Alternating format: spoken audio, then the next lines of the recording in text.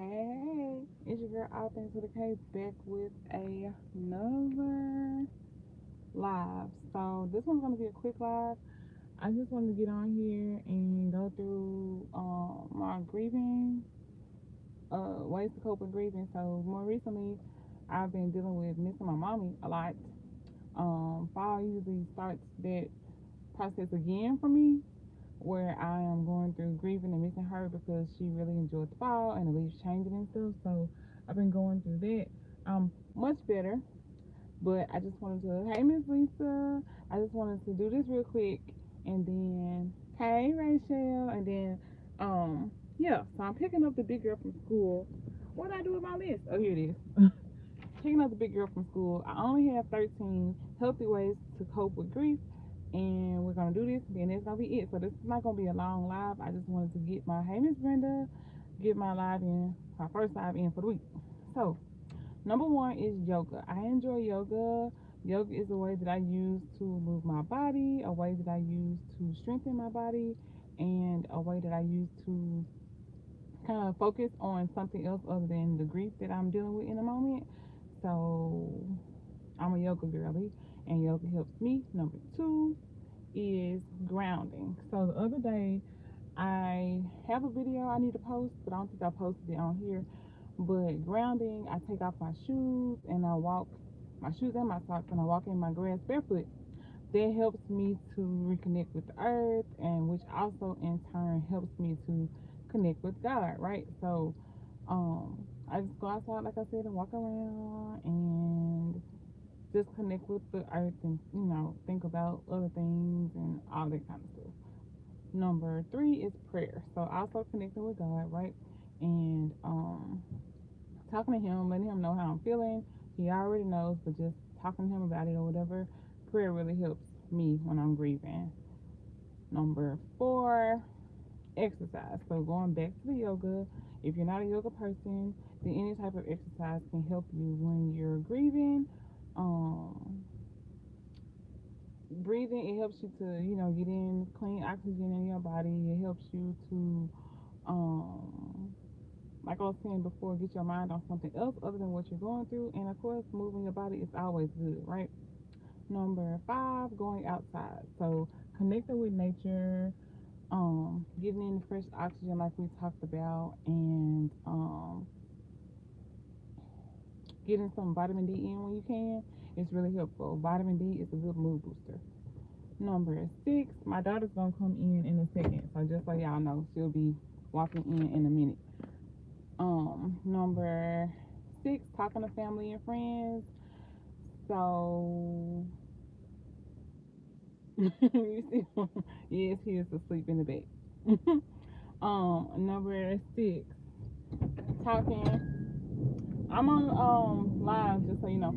Okay, talking to family and friends can be very helpful. So if whenever you're grieving or whatever, finding people who possibly could be going through the same thing that you're going through or things like that could be very, very helpful for you to, find a community, not to sulk together or bring each other down, but to finally, talk to somebody. Because like I have a couple of friends who have lost their moms way before I did.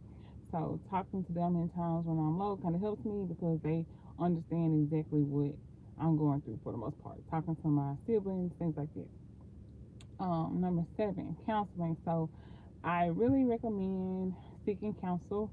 That could be your pastor, that could be a therapist, it could be both, right? So a lot of times people don't necessarily want to talk to somebody else. They don't think that somebody else can help them, or they think that they're crazy, quote unquote, if they talk to a counselor. But I'm a proponent of talking to a counselor. It helped me when I was dealing with losing my mom. It helped me a lot.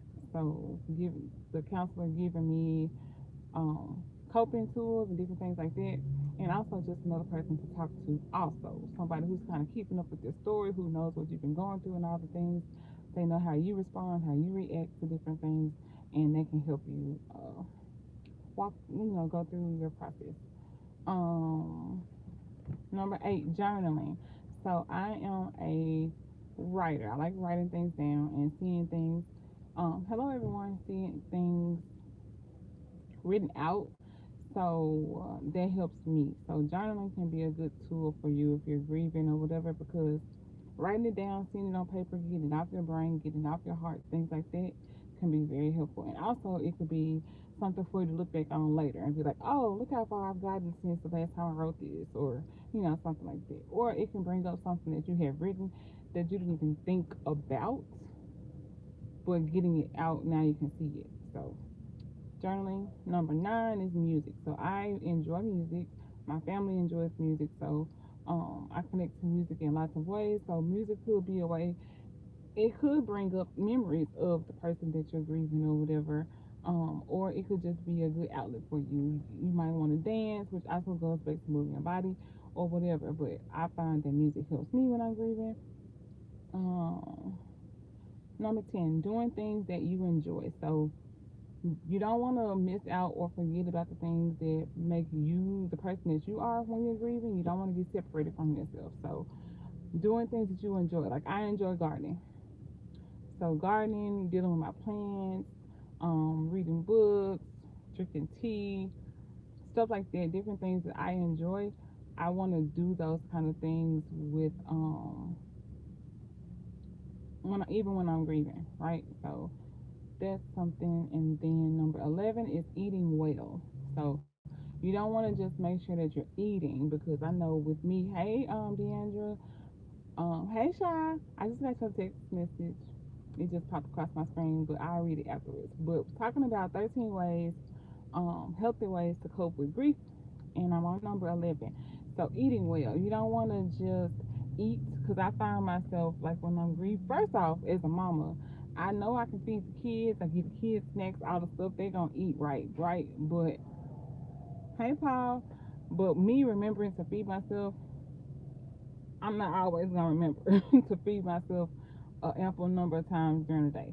So that's just being a mom. But also being in the process of grieving, then you also might forget to eat, or also might even not feel like getting up. So just getting something small in your body that's healthy will go a long way. So grabbing an apple versus a bag of chips or something is way better.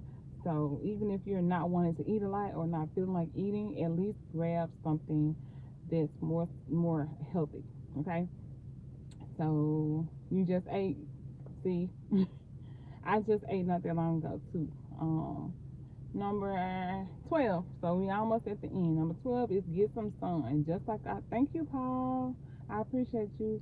Just like I talked about the vitamin D earlier being a mood booster. And of course this time of year, right? We have shorter days, we have less sun, so we're getting less vitamin D.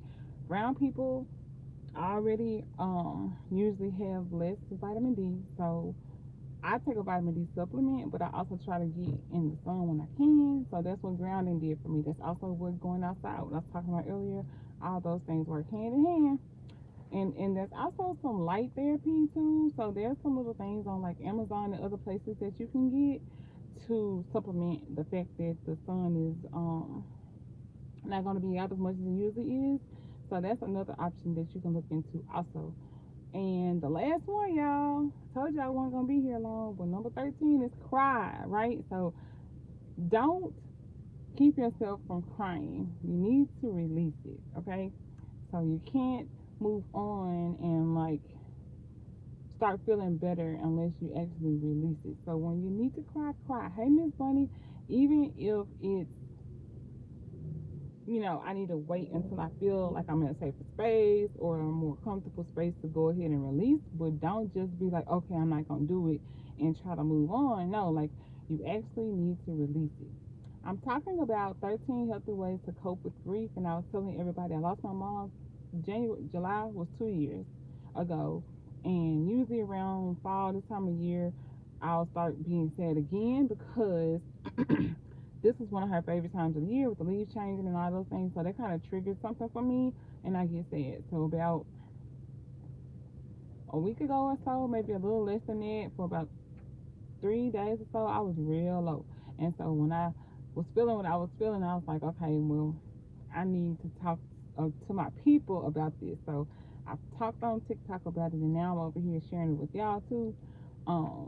Because that's what I want. I'm all things with the case. So all the things that I'm going through, or like whatever God shows me or tells me to share with people, I'm going to share. So I don't know who needs this or who will need this in the future. I don't know, but if you're in the comments and it's helping you, just let me know. That's really helpful to me, so I will know that I'm, being helpful. So anyway, that's all I got, y'all. And I think if you go back and watch another one of my lives, I think it was a live, I did affirmations. Well, coming up, love you too, Rachel. I'm glad that this was helpful for you. I'm sorry that you might be going through that, but I'm glad that this will be helpful. But coming up soon, I'll be doing affirmations for the grieving. So stay tuned for that. But that's all, y'all. I appreciate y'all for being here. Don't overexert yourself. Don't overexert your pockets. But what you can do is find healthy ways to cope if you're grieving. And grieving doesn't always just have to be a person. Okay? So in the comments, let me know if there's some more things y'all want to discuss, some more things, some more affirmations you might need, some anything else. All right? Hey, talk to y'all later. Love y'all. Bye.